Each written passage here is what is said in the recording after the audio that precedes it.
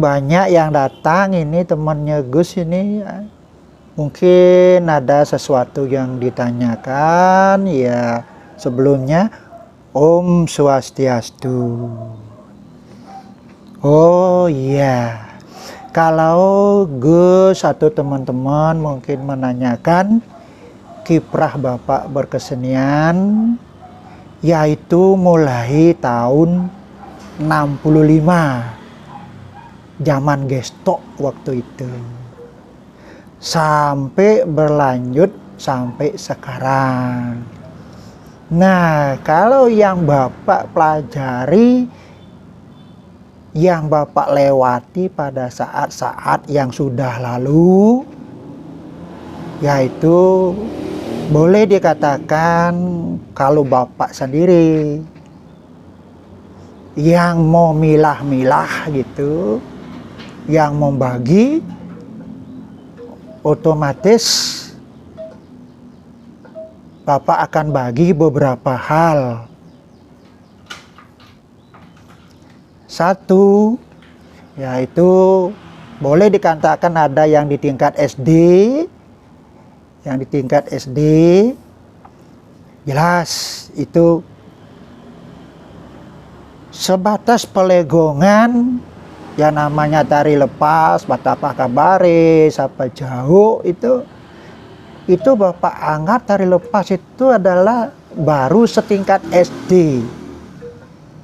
Nanti menginjak ke tingkat SMP, yaitu mulai yang bercerita seperti sendra tari, entah itu sendra tari Ramayana, entah itu sendra tari Rajapala, pokok yang bercerita. Itu di tingkat SMP. Nah, kemudian di tingkat SMA kita akan mulai, di samping bercerita ada vokal, entah itu petopengan, arje, setingkat istilahnya wayang wong atau pegambuhan. Nah itu nanti menginjak lagi ke tingkat yang akademisi. Yang akademisi itu sudah mulai ke istilahnya topeng pajeng atau penyalon narangan. Nah, di sini kenapa saya katakan di tingkat akademisi, di samping kita menguasai yang namanya tari, vokal, kita harus bisa menguasai sikon, situasi kondisi. Terutama sekali apabila kita itu masuk ke dalam dunia penyalon narangan, itu sudah barang tentu asumsi daripada pemikiran orang pasti sudah identik dengan namanya ilmu. Itu makanya saya pribadi mau milah-milah tingkat akhirnya yang namanya akademisi itu pasti setingkat topeng pajeng dan penyalon narangan. Apalagi seperti saya sekarang sebagai generasi penerus orang tua saya, yaitu Bapak Guru Mademono, saya menekuni di bidang topeng pajeng dan penyalon narangan. Kalau penyalon narangan, saya sudah menyutradarai dan membuat cerita, kalau tidak salah mungkin sudah lebih dari 14 judul. Saya berkiprah di penyalon narangan itu sampai lebih daripada 14 judul, yaitu bersama-sama dengan Sanggar Gite Bandano Praja Denpasar. Yang menuntut juga saya untuk membuat meramu cerita Calonarang itu supaya lain daripada yang tiga ini. Menurut saya yang umum penyalonarangan itu adalah sekitar Walu Nateng Dirah, kemudian Basur, kemudian Dukuh Siladri atau Dayu Datu. Ini yang sudah umum. Kalau saya 14 judul lebih di luar daripada yang tiga ini. Kalau boleh saya katakan, yang sekitar Walu Nateng Dirah itu diantaranya ada yang disebut bahasa Balinya Nguliang Penglamar Ratno Mengali. Nguliang Ratno Mengali. Kautus Rarung. Kemudian ada yang terakhir, isi empu berada di sini, yaitu mencuri pusaka daripada yang dimiliki oleh Walu Nateng Dirah. Niscaya Lingga, sampai mecentok ngidupang ngematiang pohon beringin. Ini versi daripada Walu Nateng Dirah, ada 4 versi. Ini yang sudah umum, yang ini sudah umum yang ini. Tapi saya itu 14 judul itu yang di luar daripada ini. Tapi pada prinsipnya saya membuat judul di luar daripada ini. Gimana?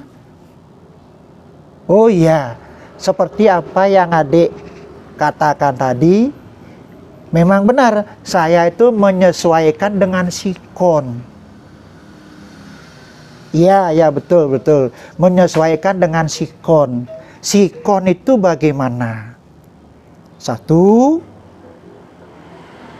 dalam rangka apa saya disuruh menyutradarai dan membuat lakon itu judul baru?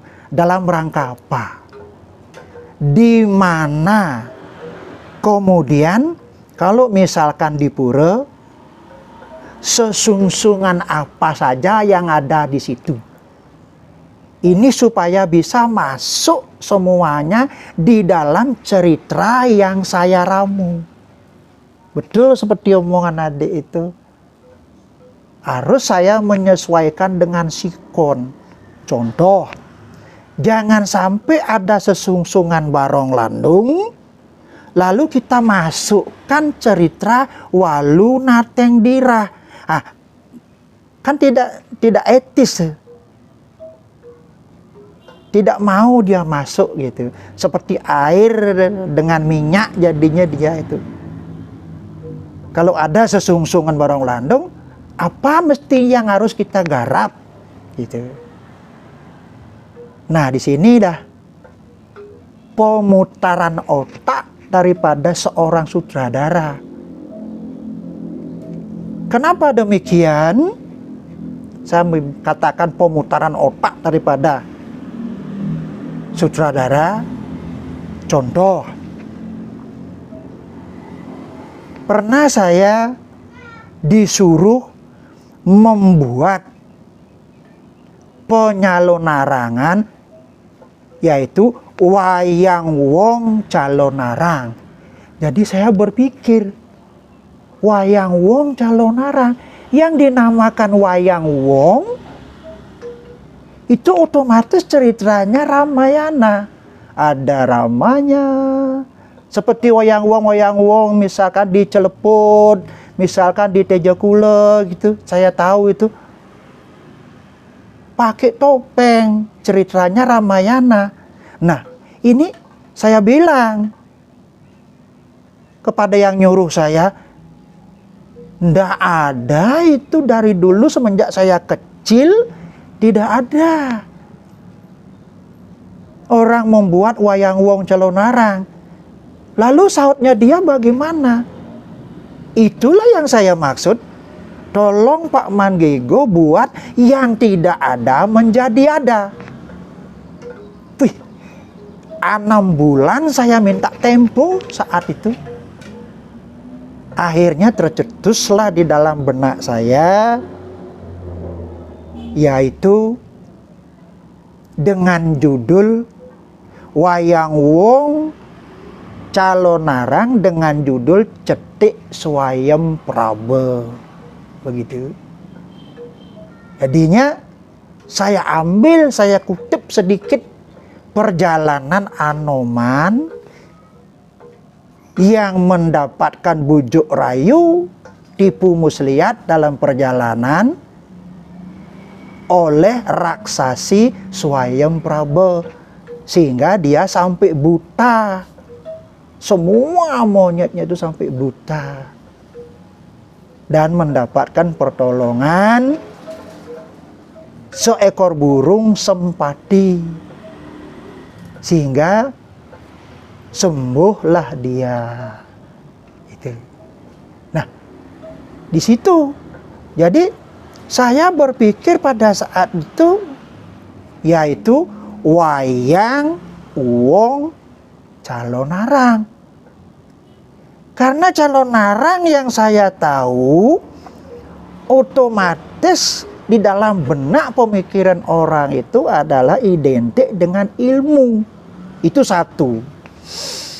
Yang kedua, di dalam ugar-ugar penyalonarangan otomatis harus ada disertai dengan piranti, ada sanggah cucuk,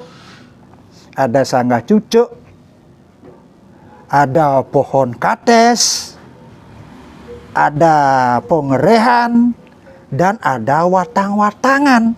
Nah, ini watang-watangannya monyet. Nah, monyetnya yang mati, monyet yang harus ditusang. Nah, lalu saya berpikir, logis enggak kalau monyet ini diaben, diproteke?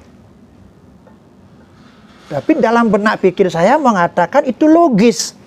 Kenapa logis?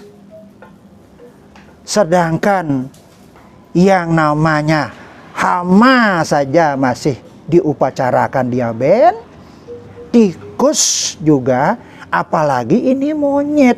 Monyet itu kan pawakan pancenake, kuku 5, sama dengan manusia.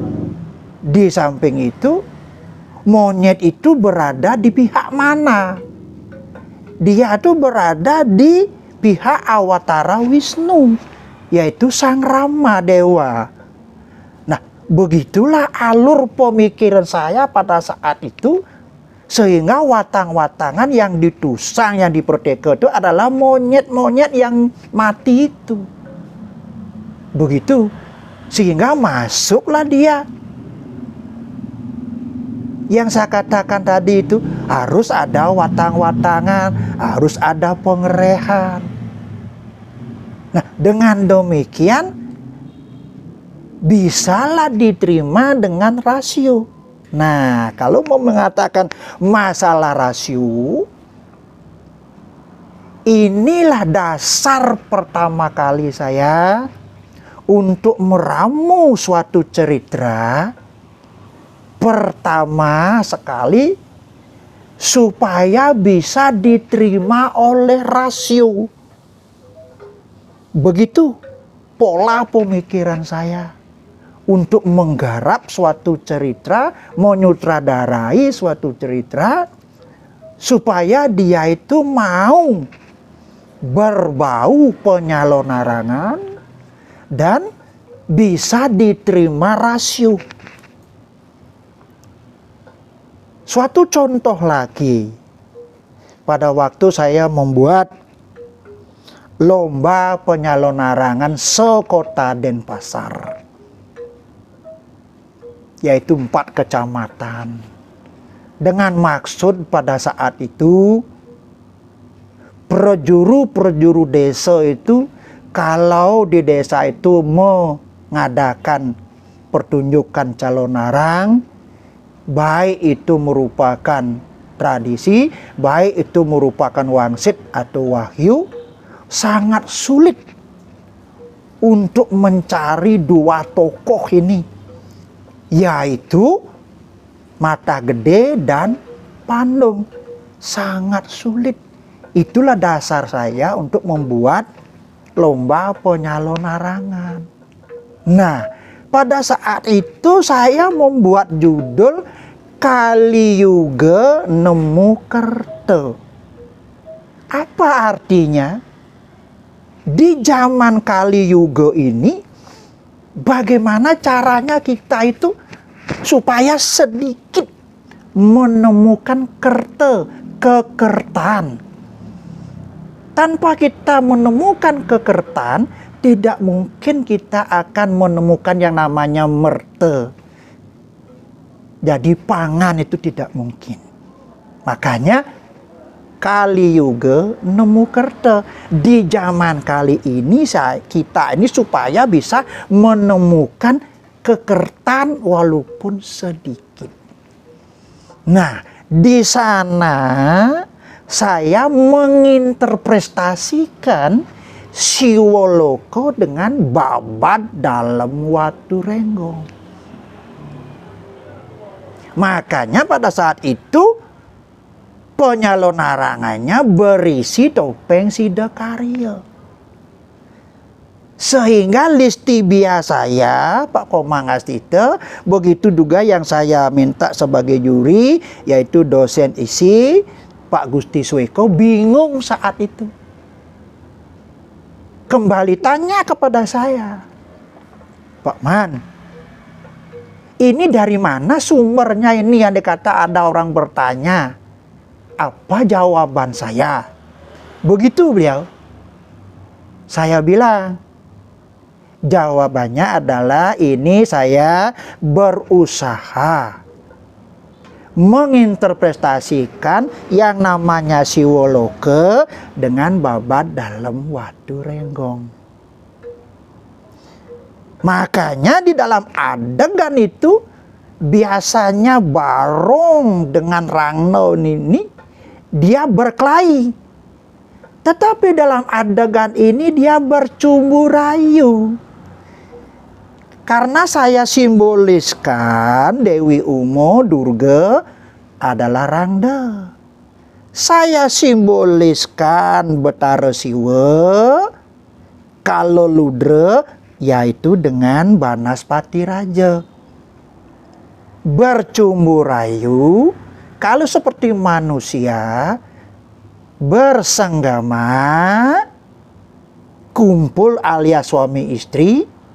Nah, ini aeng, orang Bali mengatakan aeng bertemu, lalu anaknya apa? Pasti aeng juga. Akhirnya keluarlah yang namanya Buto Buti dan lain sebagainya itu.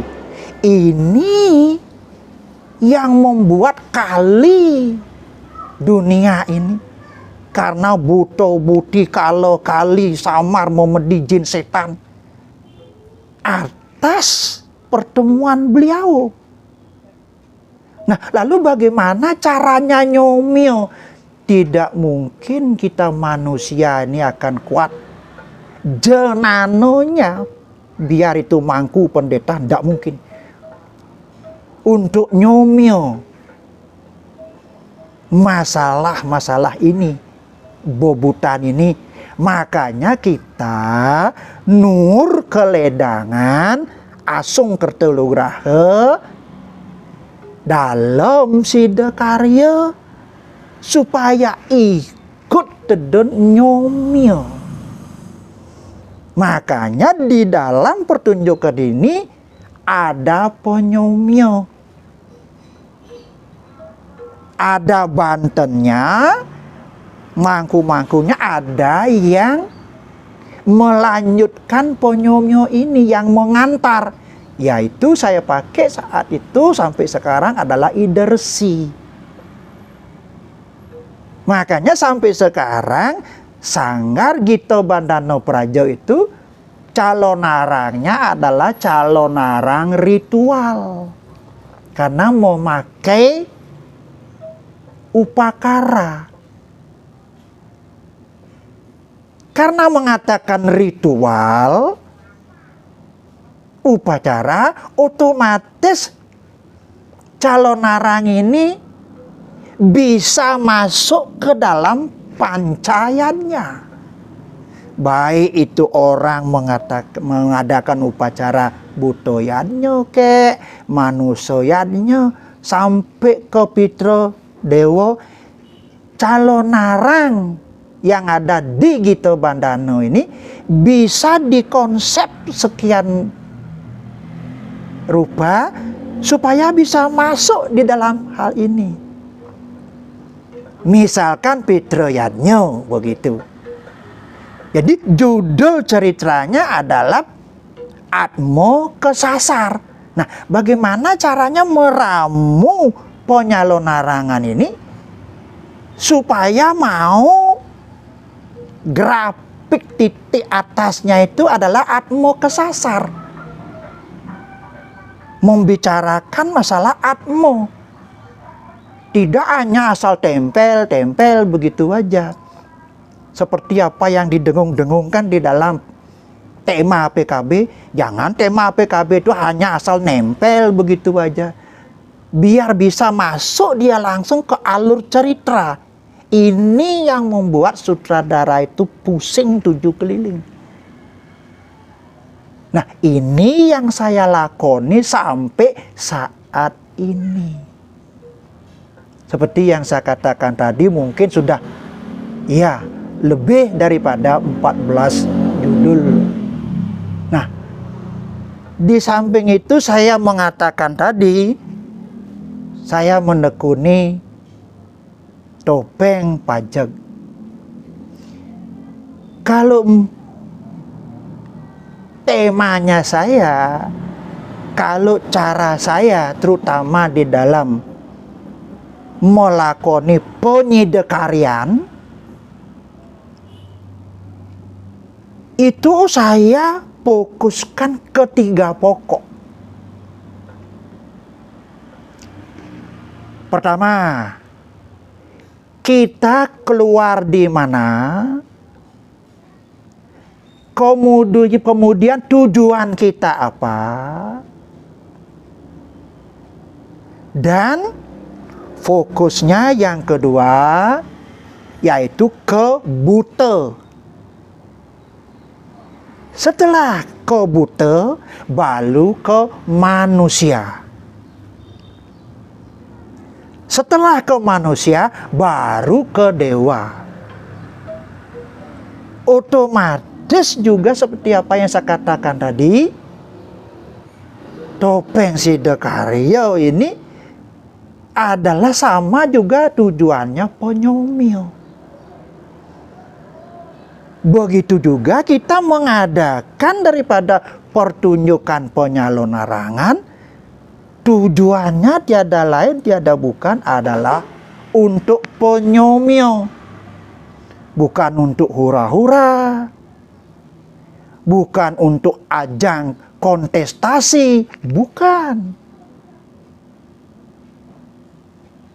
Sebagaimana yang dititipkan sama saya oleh Dinas Kebudayaan Provinsi, baik itu pakar-pakar seni, kalau bisa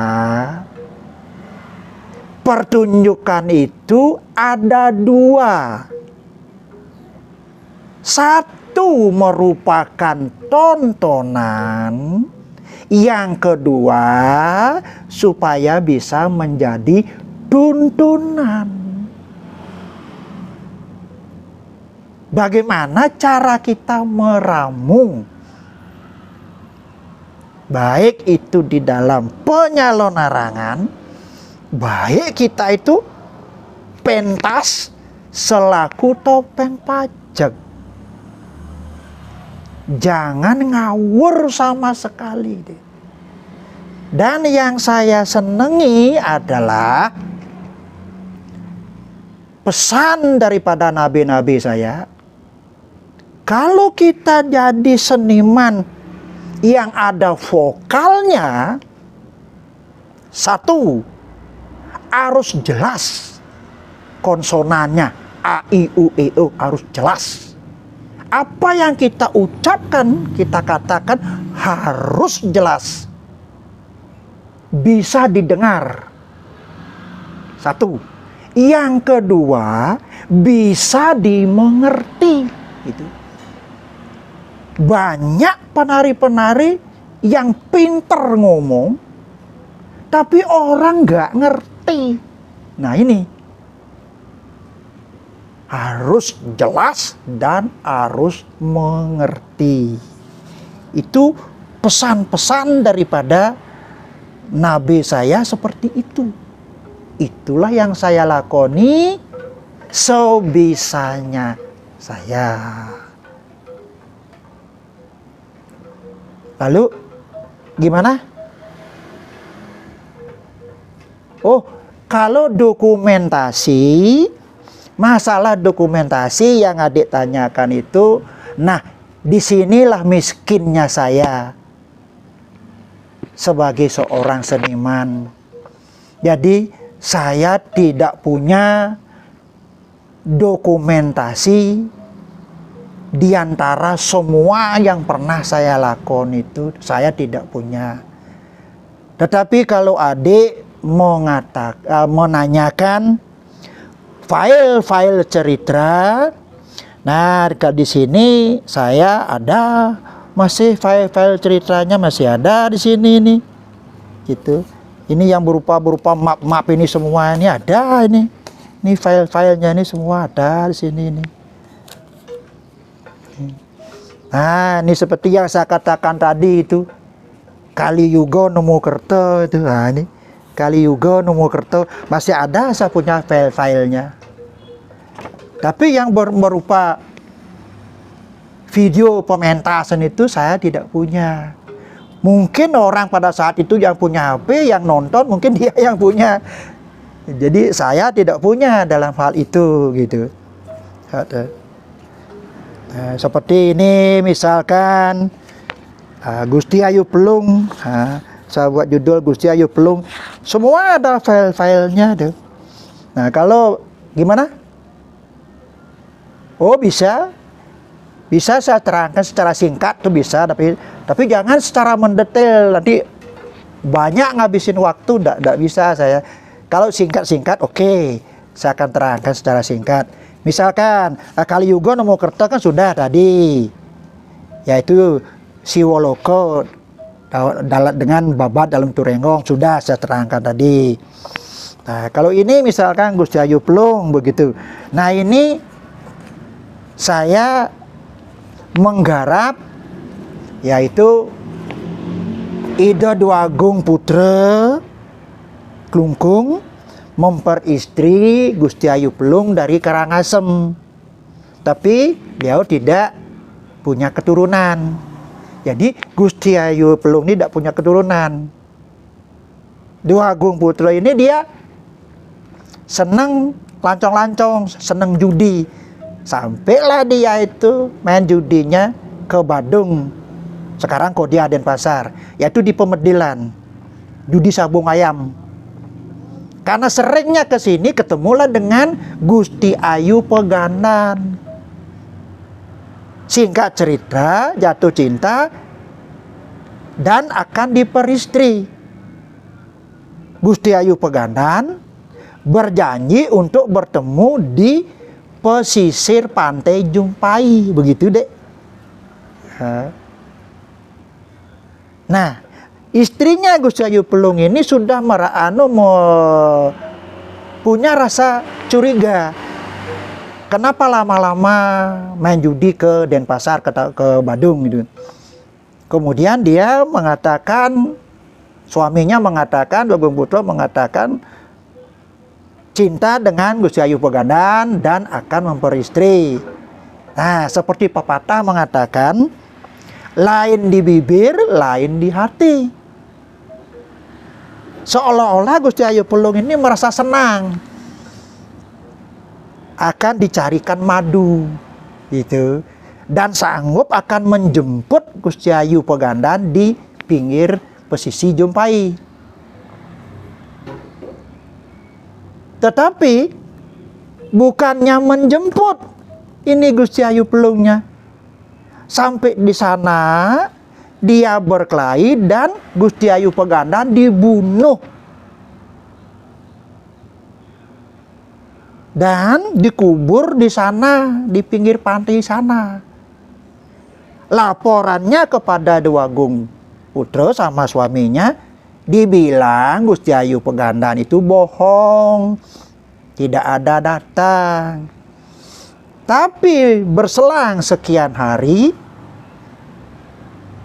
orang Bali mengatakan yang biasa mencari ikan itu adalah bendege.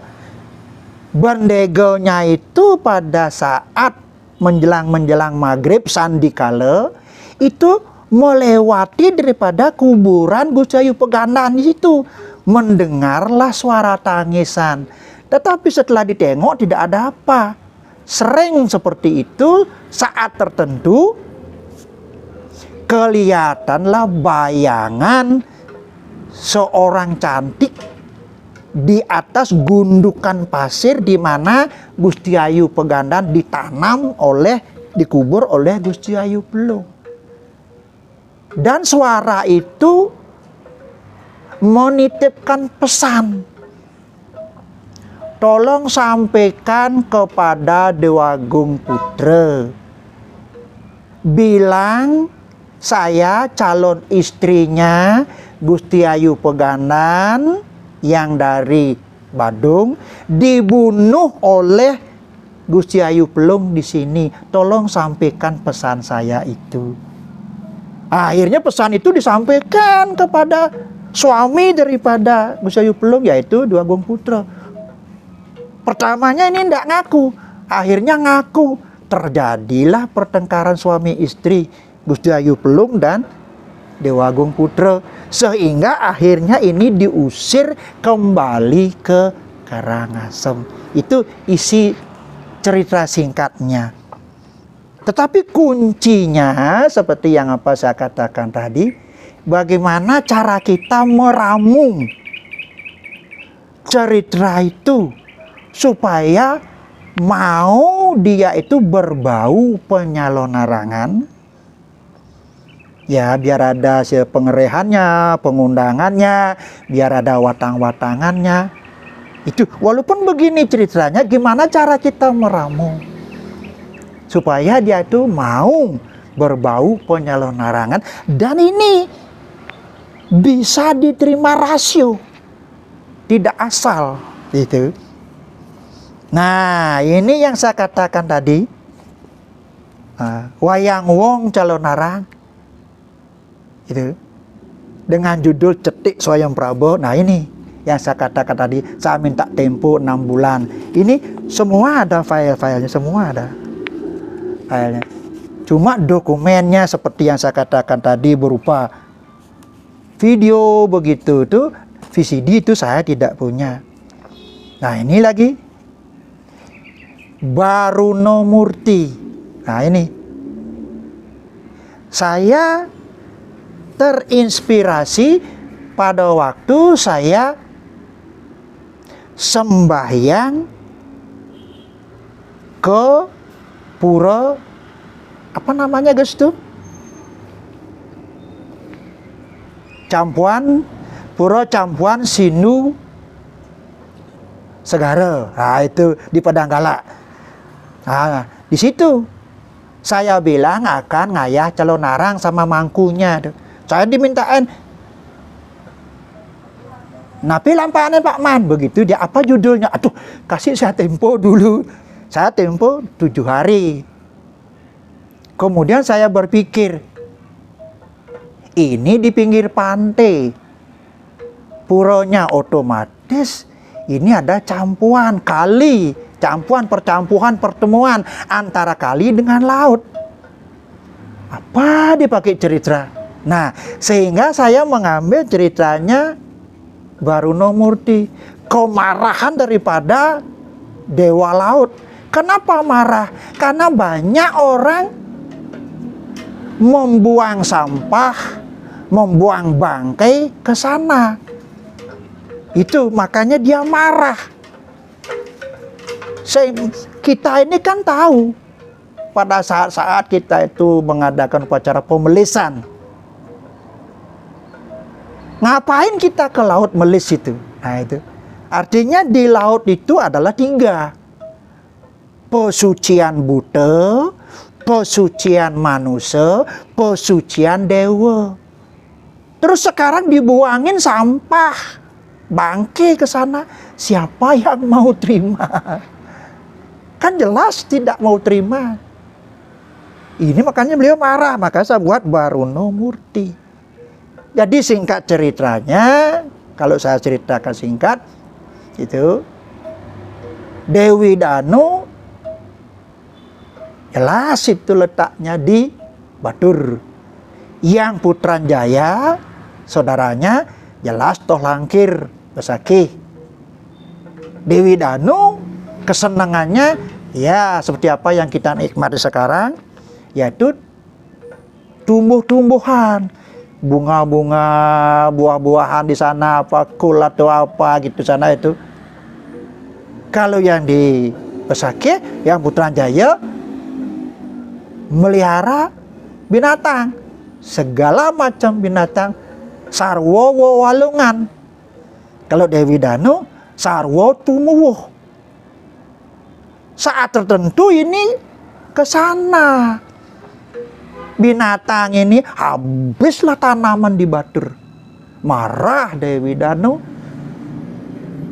Dibunuh semua tanaman binatangnya itu yang memakan tanaman itu, dibuang ke sungai, dibuang ke tebing-tebing. Yang pada akhirnya hujan bermuaralah dia akhirnya ke laut.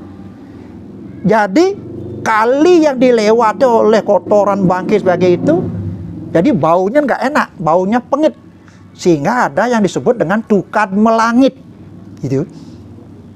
Ini yang menyebabkan marah beliau yang Baruno.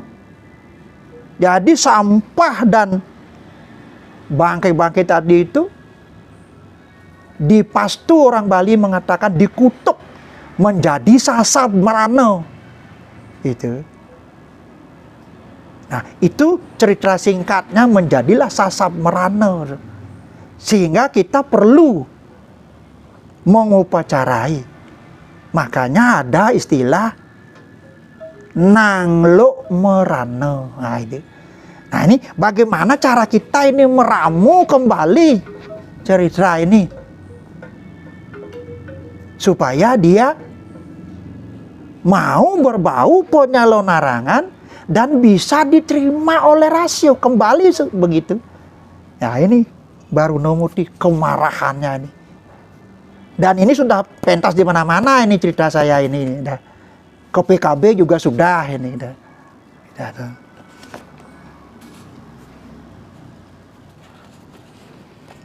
Nah ini Panca Durga. Durga yang 5 itu.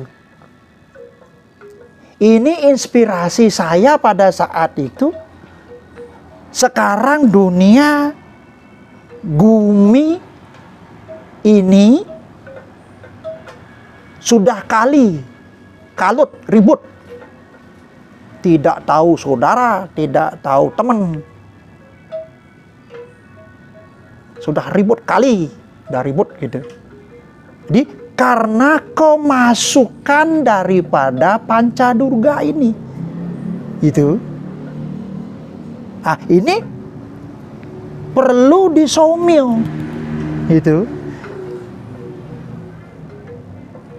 Terus di dalam catatannya yang saya ketahui, Ponyomionya itu harus caru, yaitu caru Pancasila. Itu. Makanya saya buat judulnya adalah Pancadurga atau Caru Pancasila. Kembali lagi adalah Ponyomio. Gitu. Ini pertama kali saya pentaskan, inilah di Banjar saya sendiri. Di Banjar Kedaton, Sumur Teklon. Dan ini juga sudah pentas ke dalam Puri Ubud. Pada saat itu Pak Wakil Gubernur Acehnya, beliau masih menjabat sebagai bupati waktu itu. Gitu. Jadi saya bersama beliau pentas saat itu. Saya patihnya, beliau menarikan rangdenya. Gitu. Dan sudah kemana-mana sudah ini. Pancadurga ini sudah. Ke Badung juga sudah ini. Gitu. Begitu cerita singkatnya. Karena dunia ini sudah kedurgan. Perlu disomio. Gitu. Semua ada file-filenya, semua ada. File-filenya semua ada. Semua.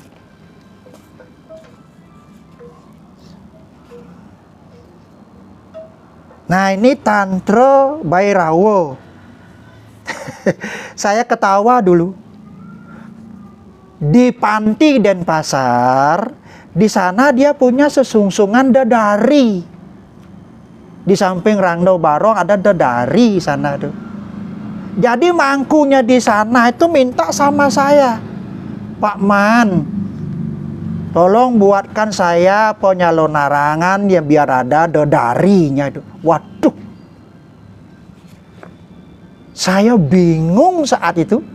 Kesana kemari itu menanyakan gimana caranya mau masukkan dedari, kesenian dedari di dalam penyalon larangan. Yang saya tahu dari kecil itu adalah sendra tari Raja Pala. Kan tidak mungkin sendra tari itu saya gubah menjadi penyalon larangan, tidak mungkin dulu. Pada saat tertentu adalah yang ngasih tahu saya bahwa Walu Nateng Dirah itu sebelumnya adalah seorang bidadari yang namanya adalah Dedari Maya Kresna. Tuh. Diperistri oleh Raja Kediri waktu itu. Karena gagah perkasa dan jenanonya tinggi, sampai bisa memperistri daripada Dedari Maya Kresna.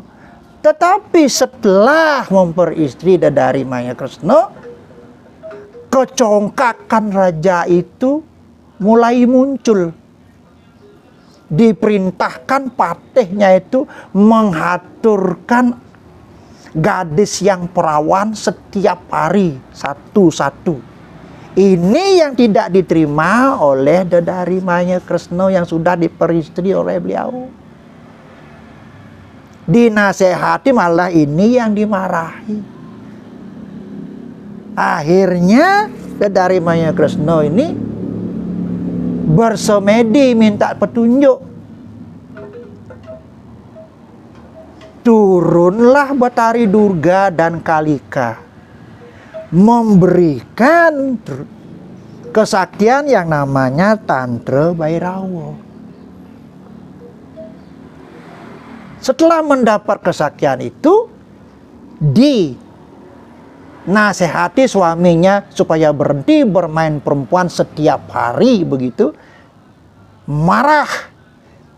Nah, karena suaminya marah, ini ikut marah juga. Akhirnya terbunuhlah suaminya. Sendirilah dia ini, Dedari Maya Kresna ini, menjadi ratu di Dirah.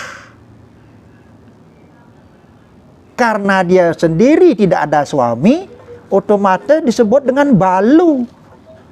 Inilah walu nateng dirah. Anak balu dadi ratu di dirah. Itu. Ini dari Maya Kresna nih. Ini yang saya garap. Ya. Nah, Bima Rampak. Kalau Bima Rampak ini adalah jenana daripada Raja Kesiman. Pada waktu menasehati peranda istri atau Rangdaning Jero Agung Sanur. Ini dia. Pada waktu menasehati bahwa Rangdaning Jero Agung Sanur supaya berhenti menjalankan Dharma Weci. Banyak ocehan masyarakat. Tetapi karena beliau tidak berkenan, makanya dipakailah jenanonya Puri Kesiman untuk menghadapi daripada Rangdaning Jero Agung Sanur. Jenanonya itu yang disebut dengan Bima Rampak. Itu yang saya garap gitu. Jadi kembali semua ada file-filenya, semua ada file-filenya semua. Cuma sekali lagi maaf, saya tidak bisa memperlihatkan banyak dokumentasi. Itu mungkin nanti beberapa aja ada gitu. Nah ini lagi, tadi ada yang Baruno Murti. Jadi Dewa Laut itu merah. Nah sekarang ini Durga Murti. Nah Betari Durga yang berstana di dalam marah. Kenapa beliau marah? Karena di zaman sekarang ini manusia pada umumnya lupa bagaimana swadharma kita, ya, bagaimana sesana kita sebagai manusia, sebagai mangku, sebagai pendeta, sesanonya bagaimana, swadharmanya bagaimana. Terus prawarti yang ketiga ini lupa manusia di zaman ini. Karena rajas tamasnya yang memurti. Sehingga beliau marah.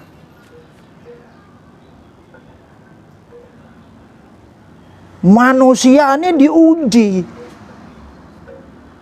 Manusia diuji.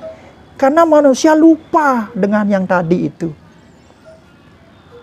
Kalau boleh dikatakan, mungkin ini yang disebut dengan beliau mengeluarkan Gering Agung.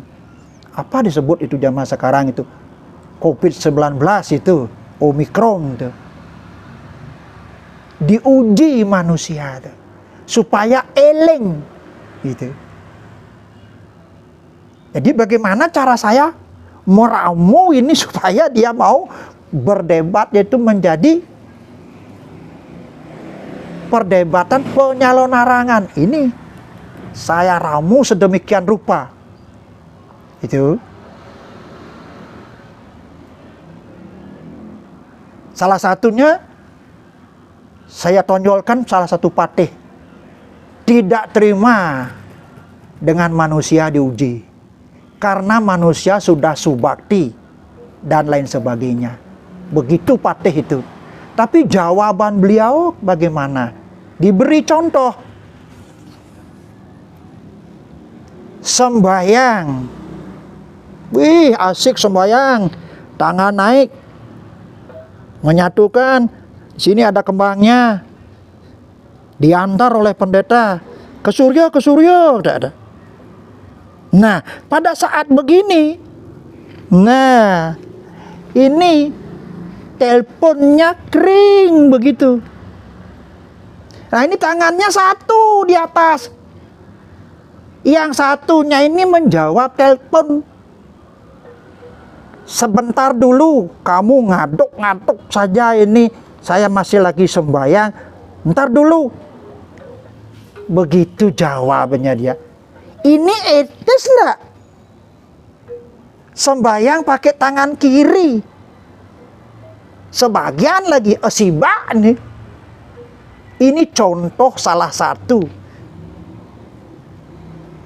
Belum ada umpamanya yang lain-lain gitu. Ini salah satu contohnya ini. Ini beliau tidak berkenan yang macam-macam begini. Seolah-olah bakti dengan asih ini tidak mau menyatu dia. Gitu.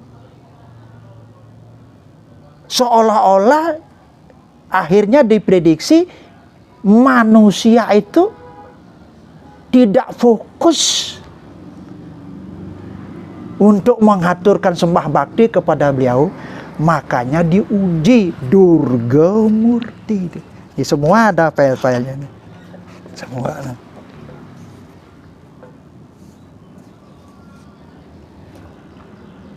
Nah, ini lagi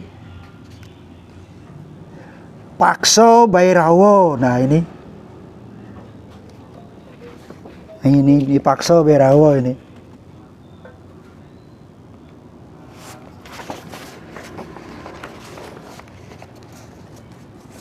Menjalankan yang disebut dengan Pakso Bairawo. Ini yang nonton ini pernah ada yang muntah.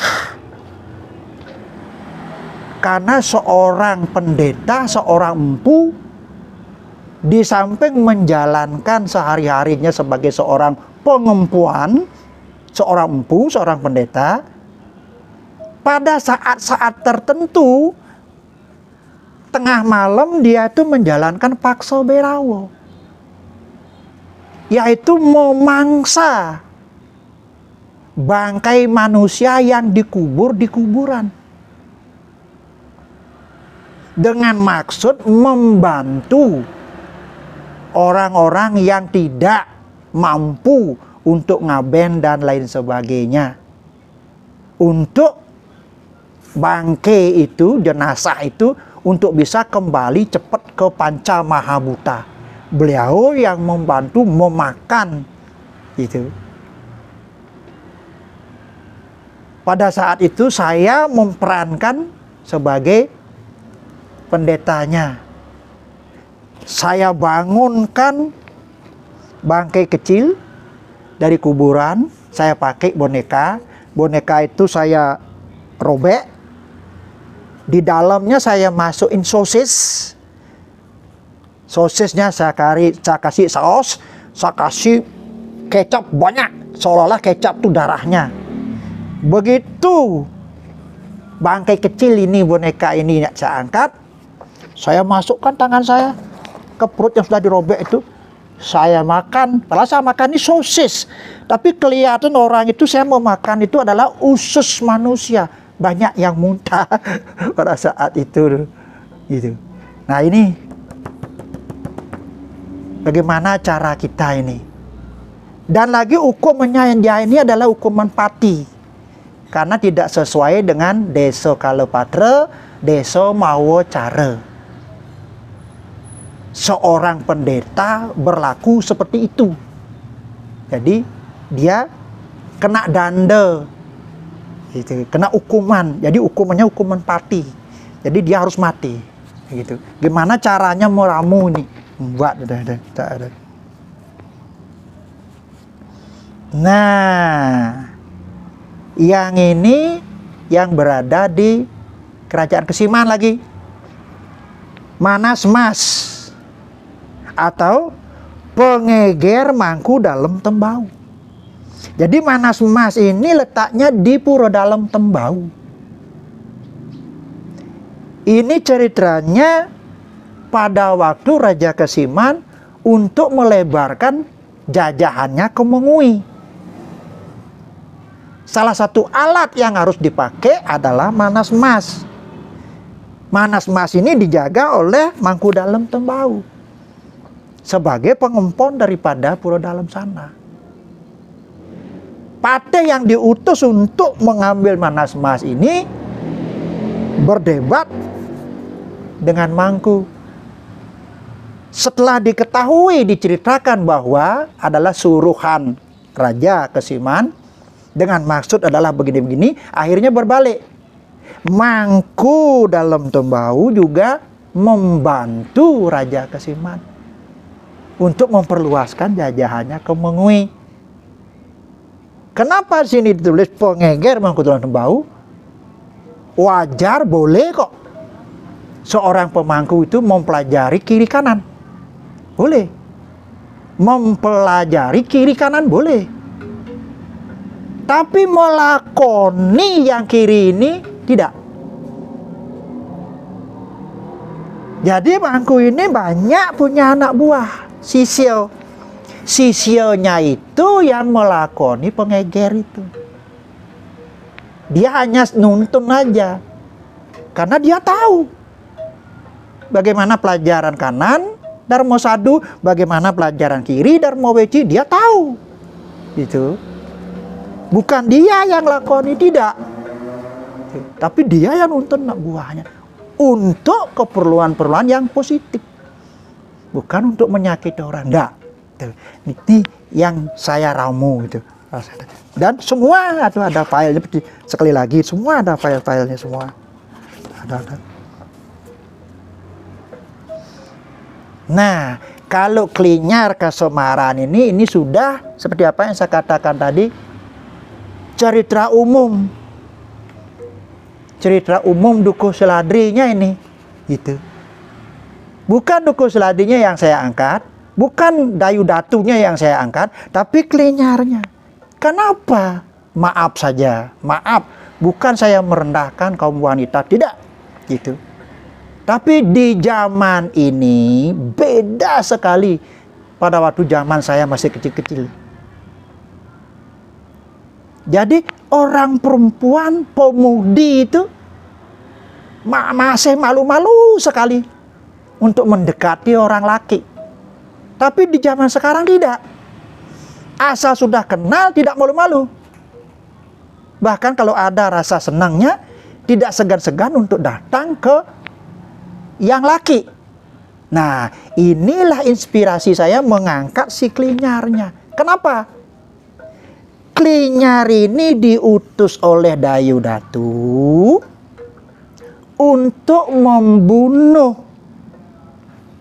Tetapi setelah dia sampai di sana, yang akan dibunuh dilihat ganteng, akhirnya dia merasa cinta. Setelah ditolak cintanya, kembali dia ngelapor kepada Dayu Datu, dibilang dirinya diperkosa. Padahal dia yang memperkosa si laki yang akan dibunuh itu. Nah, ini berbalik begitu. Itu yang saya angkat di dalam cerita ini. Nah, ini sebenarnya cerita Dukuh Seladri, itu cerita daripada Dayu Datu. Di semua ada file-filenya. Nah, di muka sudah saya katakan, jangan sampai punya sesungsungan Barong Landung, kemudian kita memasukkan ceritanya itu adalah cerita Walu Nateng Dirah. Nah, ini dia. Ada sesungsungan Barong Landung, jadi saya meramu ceritanya itu dalam Balingkang dengan judul penyelenggaranya adalah Kang Cengwi. Ini yang saya ramu, yang saya garap supaya mau berbau penyelenggaraan dan bisa diterima oleh rasio. Karena di sana tuh ada sesungsungan Barong Landung itu. Nah, semua ini semua ada file-filenya semua ini tak ada. Nah, ini aneh ini. Buta kalau dungulan. Sangat aneh ini. Ini keberadaan daripada Empu Kuturan, Empu Beradah. Empu Beradah datang ke Bali untuk menyampaikan kepada Empu Kuturan bahwa salah satu putra Raja Prabu Erlangga akan dijadikan raja di Bali. Karena kebetulan pada saat itu Bali dalam keadaan kosong. Tetapi pada saat Empu Beradah mengatakan begitu, Empu Kuturan sedang semedi. Sehingga tidak mau diajak ngomong. Tersinggunglah Empu Beradah. Pulang tanpa pamit.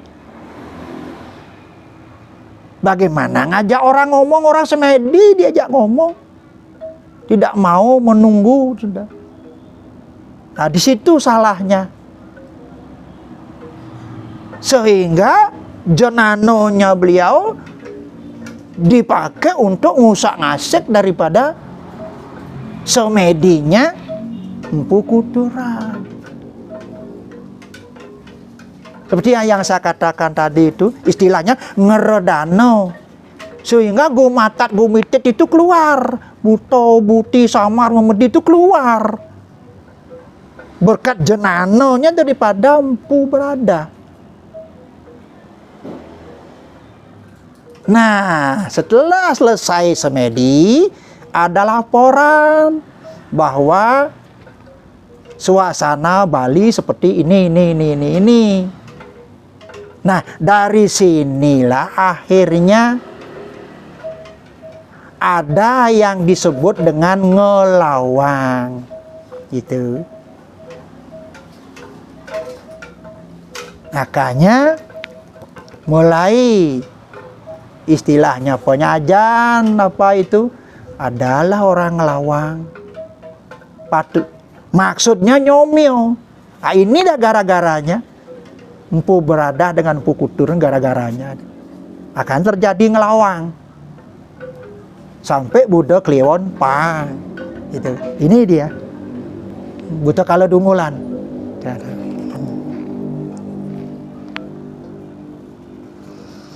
Nah, ini ada pecaruan sasih ke-6. Ini di Denpasar, di Badung umum.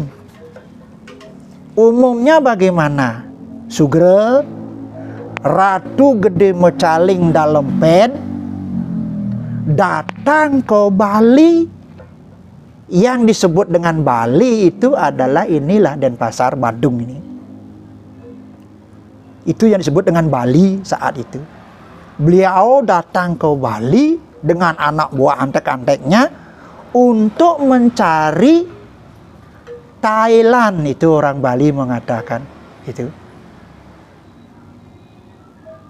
Pada sasih ke-6, makanya mengadakan kita pecaruan sasih ke-6. Di samping pecaruan sasih ke-9, ini lumrah ini itu. Nah, ini bagaimana caranya menggarap ini gitu. Jangan asal wacana saja, supaya wacana itu bisa kita realkan dengan pertunjukan. Jangan sampai nanti dibilang Dharma wacana gitu. Tapi kalau sudah melalui pertunjukan, oh begini ya, gini. Ah, itu. Ini sangat dipercayai ini. Tatkala sasih ke-6 itu sangat dipercayai. Dan makanya saya buat menggarap penyelenggaraan sasih ke-6. Pentasnya di Perempatan Agung Caturmuka. Gitu. Nah, saya mengatakan Caturmuka. Ini yang saya garap ini.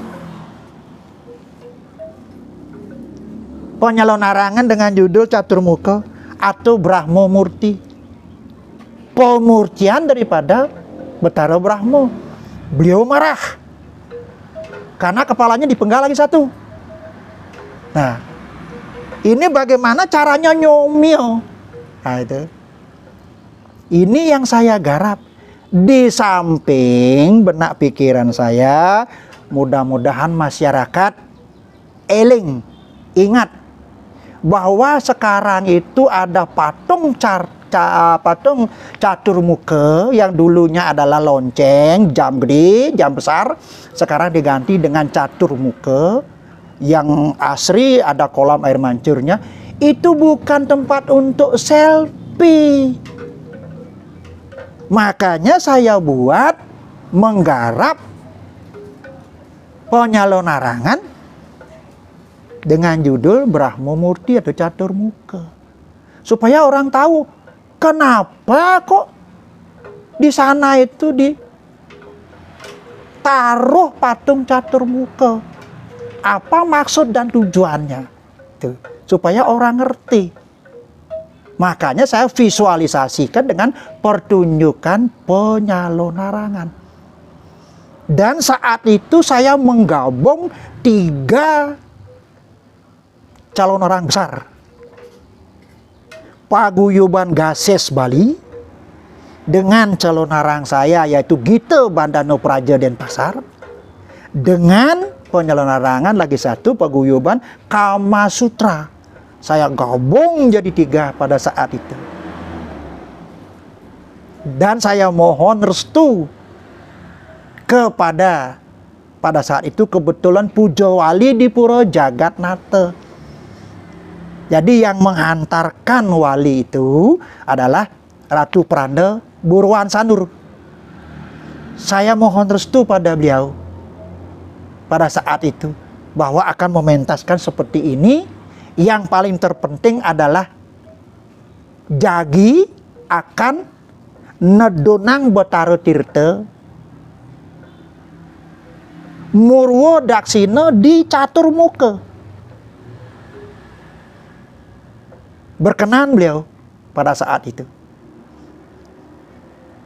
Seumur-umur berdirinya Jagatnata belum pernah selain saya nedonang Betara Tirta Murwo Daksina di Catur Muka, belum ada yang pernah.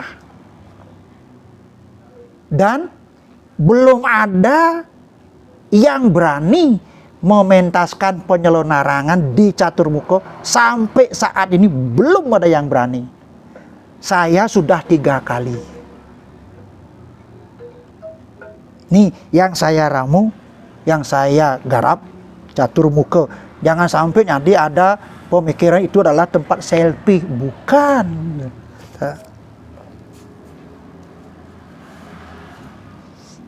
Nah ini soleh ini. Jenano Mayopati. Pandung ke Pandung. Maling ke Malingan. Nah ini. Ini yang saya garap ini. Untuk di Pura Desa saya sendiri ini. Di Pura Desa Sumerta ini. Gitu. Pandung ke Pandung ini. Ini Subudi Sucita itu. Itu saya garap itu ya. Anaknya daripada monyet. Bojog Artati. Ya. Yang di Pandung. Gitu. Ini ceritanya nih. Nah ini saya takut dan ketawa. Itu pada waktu Puputan Badung, hari Puputan Badung yang keberapa itu, saya mengadakan pertunjukan penyalon larangan di Puri Satria. Lalu ditanya, apa judulnya? Saya ngawur ngomongnya Astapungku begitu. Setelah lewat, baru saya berpikir, aduh, Astapungku, memangnya ada ya Astapungku tuh? Tuh bagaimana caranya kita menggarap ide. Nah, setelah saya lapor kepada Ida Resi, karena Ida Resi yang akan ikut juga pada dalam pertunjukan itu, seperti yang saya katakan tadi di awal, calon larang Gita Bandana adalah calon larang ritual, otomatis ada upakara, ada yang menuntun, yaitu Ida Resi. Saya menghadap Ida Resi. Maaf Ida Resi, ini mulut saya ngelantur ngomongnya, bilang judulnya Astapungku, tapi saya minta ini Ida Resi nanti untuk yang muput upacaranya nih. Dia bilang bagaimana? Aduh, gitu dia bilang. Kalau mantranya ini saya hafalkan semua, ini jenggot saya sama kumis saya bisa rontok semua ini. Dia bilang begitu. Oh, aduh, berarti memang betul ada ini. Nah, begitu. Nah, ini yang saya garap. Itu. Jadi kalau boleh saya katakan pada intinya adalah orang yang sudah mahir di dalam ilmu kiri, dharma weci, pengeliakan, yang sudah mahir, kalau tidak disupat dengan ini yang namanya astapungku, tidak akan kembali istilahnya menjelma jadi manusia lagi, nitis. Akan menjadi ular, menjadi jelati, begitu. Pokoknya jadi binatang kecil-kecil itu nanti dia. Yang sudah mahir kalau tidak disupat dengan astapungku. Itu intinya. Nah, ini yang saya garap nih. Belum ada yang berani itu. Nah, ini lagi saya menggarap cetik Durga Maya. Jadi pada intinya raja itu punya istri dua. Istri pertama tidak setuju dengan istri kedua ini untuk punya anak. Pas pada waktu orang Bali mengatakan ngerempini ngidam, begitu, disuguhkanlah rujak. Tapi rujak itu sudah ada racunnya. Racunnya itu yang disebut dengan orang Bali mengatakan cetek Durga Maya. Jadi bahan-bahannya itu yang diambil dari kuburan.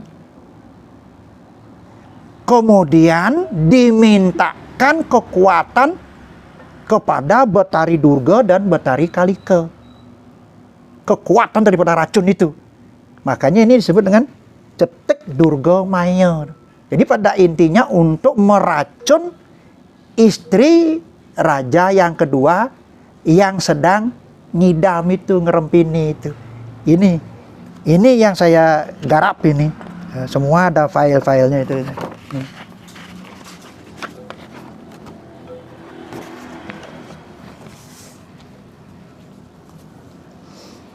Nah, kalau dia Ambarawati ini ceritanya boleh dikatakan umum. Tapi umum dipakai untuk pengarjaan dan topeng. Begitu. Saya menggarapnya, berusaha menggarap menjadi supaya berbau, dia itu berbau penyalonarangan. Itu. Bagaimana caranya menggarap itu? Seperti yang saya katakan tadi, ini dia Ambarawati ini. Ini semua ada file-filenya.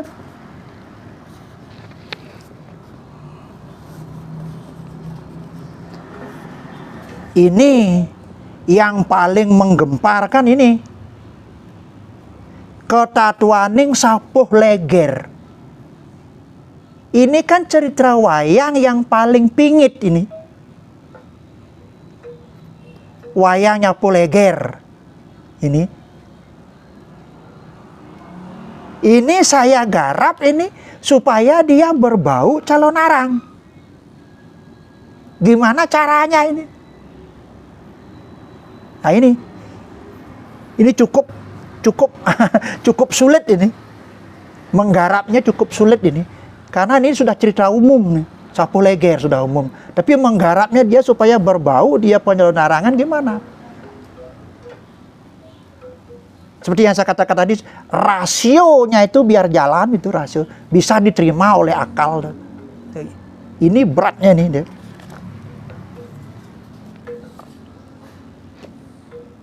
Nah, apalagi ini. Pada waktu orang nyekah Atmawardhana ini. Minta pertunjukan calon arang di sana. Apa judulnya? Masa judulnya harus Waluna Tengdira? Atmawardhana kan tidak etis. Saya buatlah judul ini adalah Atmo Kesasar. Itu. Jadi Atmo yang keluntang-kelantung. Tidak diterima di sana. Dan juga tidak bisa nitis kembali. Jadi di dalam cerita ini saya kisahkan Atmo Kesasar itu karena dia perbuatannya di sini itu sangat luar biasa jeleknya. Orang Bali mengatakan bikasnya jelek. Makanya tidak mau dia itu diupacarakan oleh pertisentananya, oleh generasinya, dia tidak mau diupacarakan. Ditanam begitu aja. Gitu. Juga begitu, di alam sana dia tidak diterima. Sehingga dia masih keluntang-kelantung di sini. Gitu. Seperti roh gentayangan. Gitu. Atmo kesasar, geluntang-kelantung gitu. Nah, ini yang saya garap supaya mau berbau penyelonarangan. Seperti yang saya katakan di awal,